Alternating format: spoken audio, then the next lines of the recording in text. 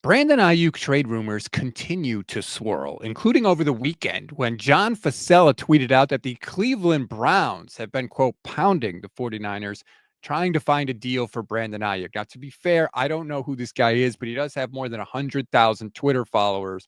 But regardless of the legitimacy of this specific report, zooming out a little bit, this is a very big week for Brandon Aiyuk and his future of the 49ers because Aiyuk is due an option bonus on April 1st of almost $23 million. That is the amount of money that Jed York doesn't want to pay. He wants to get out of those option bonuses.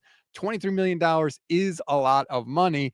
And with Brandon Aiyuk, his option bonus for 2026 also becomes fully guaranteed on April 1st. That bonus is about $25 million. So that is a ton of money that they are slated to pay to Brandon Aiyuk.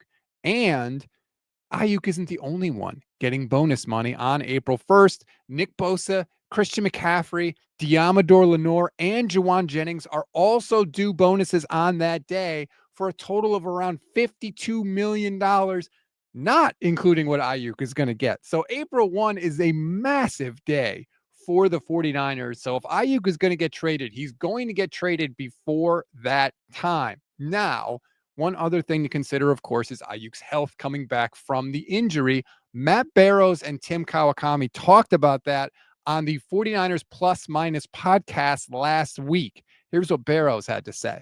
I asked Lynch today, he had mentioned something about Aiyuk having a big milestone coming up as far as going back down to LA and having Neil Elatrosh, test the knee to see where he is. That still hasn't happened yet. So, I think it'd be easier to trade before April 1 if Elatrosh comes back with just a glowing report about how he's doing.